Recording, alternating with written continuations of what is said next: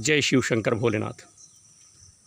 गजाननं भूतगणाधिसेवितं कपित्थजम्बूफलचारुभक्षणं उमासुतं शोकविनाशकारकं नमामि विघ्नेश्वरपाद पंकजम। जय भगवान गणेश की, जय दुर्गा मैया की, जय सरस्वती मैया की। मित्रों, सबसे पहले हम अपने देखने वाले समस्त भाइयों का आभार व्यक्त करता हूं और आज अपने YouTube चैनल के माध्यम से आप सबको मवेशियों की, पशुओं की चारा किस प्रकार से मशीन के माध्यम से बाला जाता है।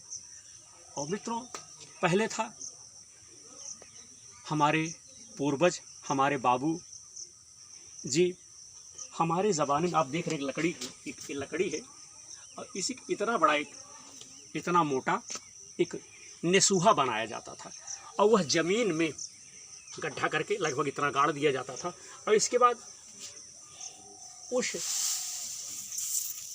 नेसूहे पर एक हाथ में मवेशियों के खाने के लिए जो जैसे चारा है, चरी है, धीरे धीरे उसी पर गेणास से मित्रों बाला जाता था, काटा जाता था। लेकिन पशुओं को चारा काटने का काम यह सबके बस का नहीं था। गेणास से सब कोई नहीं बाल सकते थे। धीरे धीरे गेणास की प्रथा, नेसूआ वाली प्रथा खत्म हो गई और आ गई चारा वाली मशीन। आप देख रहे हैं हम इस समय चारा वाली मशीन यहाँ पर लगाए हुए हैं और इस तरह से मित्रों चारा को बाला जाता था। बाल करके हमारे दुधारू पशुओं को जो है खिलाया जाता था। दिखाओ जरा हमारे भाइयों को, देखिए किस कैसे भैया धीरे धीरे मित्रों जो है बाला जाता था। और फिर इसके बाद धीरे धीरे जो है परिवर्तन हुआ। इस मशीन का महत्व धीरे धीरे लोगों ने खत्म कर दिया। सब सोहदे हो गए हैं, सब आलसी हो गए हैं, सबके अंदर ऊर्जा, ताकत, साहस, हिम्मत अब नहीं रह गई। पहले इसी नेसूए से लोग जो अपना दुधारू जानवर पाले हुए थे, गाय, भैंस, बैल, इनको नेसूए से काट काट करके गेणास से पूरे कोयर की, पूरे जानवरों को खाने के लिए उनके भोजन की व्यवस्था जो है ऐसा छोटा छोटा काट करके करते थे। लेकिन धीरे धीरे जो हुआ नेसूओं की प्रथा खत्म हो गई। इसके बाद आई चारा मशीन। लोग धीरे धीरे इससे भी अपना अस्तित्व जो है खत्म करने लगे। अब धीरे धीरे बाहर से हमारे प्रदेश में ट्रैक्टर के साथ मशीन आ रही है और लोग उसी से, जैसे आपने देखा होगा गेहूं की मड़ाई की जाती है, गेहूं की दवाई की जाती है, उसी प्रकार से एक घंटे में वो 500-600 रुपये में आपका कम से कम 300-400 आटा पूरा पैरा बाल करके रख देगी और लोग उसे उठा उठा करके अपने जानवरों को डाल। तो मित्रों, हमारे कहने का मतलब है कि इस मशीन का भी महत्व खत्म होने जा रहा है। यह मशीन भी लोग नहीं चला पाएंगे। लोगों के पास भैया जब तक तय नहीं है तो कहाँ से इस मशीन को चलाएंगे, आप ही बताइए। जब ताकत रहेगी। अब हम जिन पशुओं से, जिन मवेशियों को हमने पाला है, जिनसे हम दूध पाते हैं, अगर दूध की आवश्यकता ना हो तो हम अपने पशुओं को छोड़ देते हैं। हम अपने पशुओं को मित्रों छोड़ देते हैं कि जाने दीजिए, इन पशुओं से हमें कोई आवश्यकता नहीं, इन पशुओं की हमें कोई ज़रूरत नहीं है। जब हमें ज़रूरत ही नहीं है तो हम काहे को पशुओं की देख रेख करेंगे। तो मित्रों, मनुष्य जो है इतना स्वार्थी है, इतना मतलबी है कि हम आपसे क्या बताएं। अगर मनुष्य की जानवरों से आवश्यकता है, ज़रूरत है, उनसे उनके दूध से मतलब है तो उनकी सेवा करेंगे, उन्हें टाइम से समय से भोजन पानी की व्यवस्था करेंगे।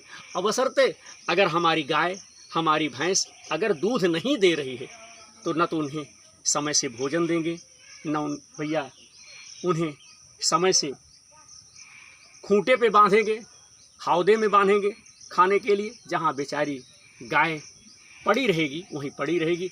परिवार के अगर किसी सदस्यों ने कह दी कि नहीं भैया लेट हो रहा है, अब पशुओं को, ये देखिए पशुओं को भोजन की व्यवस्था कीजिए।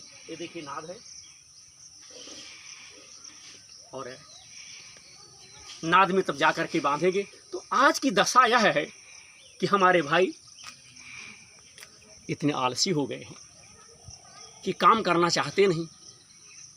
तो धीरे धीरे इस उद्योग की यह जो मशीन है जिससे जानवरों को कोयर बाला जाता है, चरी घास जो भी हमारे जानवरों को खिलाने वाले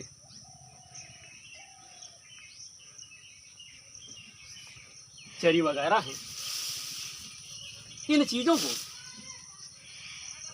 लोग सुखा देंगे और जब वही मशीन आएगी बाहर वाली उसी में सब दां देंगे, उसी में उसकी क्या कहते हैं कटाई कर देंगे, उसकी छोटी छोटी इस प्रकार से काट करके रख देंगे।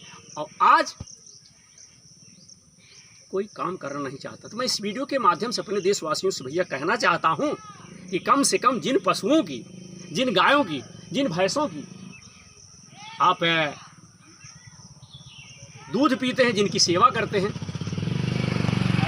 उनकी देखरेख आप समुचित रूप से करें। उनके भोजन पानी की आप व्यवस्था करें, आपकी जिम्मेदारी है। पर ही सरिस धर्म नहीं भाई, पर पीड़ा सम नहीं अधमाई। जीव जंतु जो हैं हमारे और आपके सहारे हैं। जिस प्रकार से हम और आप अपना पेट भरते हैं समय से, उसी प्रकार से आप अपने जीव जंतुओं के भी पेट भरने की कोशिश करें। उन्हें समय से जल की व्यवस्था, उनके भोजन की व्यवस्था, चारे की व्यवस्था आप समय से करें। यही आपका उत्तरदायित्व है, यही आपकी मानवता है। उन्हें किसी प्रकार की कोई तकलीफ ना पड़ने पावे।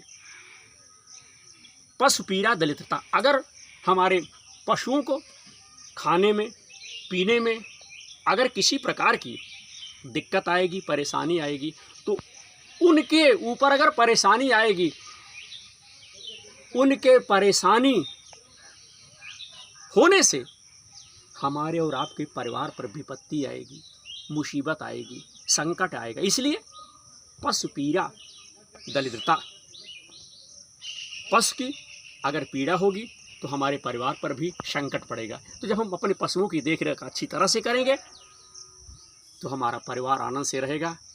तो मित्रों, ये तो थी एक छोटी सी जानकारी कि इससे हमारे पशुओं को, हमारे मवेशियों को चारा बाला जाता है, चारा जो है इससे काटा जाता है, काट करके छोटा छोटा करके हमारे गाय को, हमारे भैंस, उनके बच्चों को, नंदी को दिया जाता है। तो हमें आशा है कि हमारे भाई, हमारे देशवासी जो इस वीडियो को देखेंगे, अपना विचार हमें कमेंट के माध्यम से लिखेंगे। और हम इस वीडियो के माध्यम से एक संदेश अपने भाइयों को और देना चाहता हूं। अगर हमारा प्रोग्राम, हमारा कार्यक्रम हमारे देशवासियों को अच्छा लगे तो हमारे कार्यक्रम से आप लोग जुड़िए, हमें बड़ी प्रसन्नता होगी। हमारा तो प्रयास रहता है कि हमारे जितने भी देशवासी हैं हमारे कार्यक्रम से जुड़े और अपना आशीर्वाद, स्नेह हमें प्रदान करने की कृपा करें। तो हम इस वीडियो के माध्यम से आप सबका बहुत बहुत धन्यवाद देता हूँ। जय श्री राम।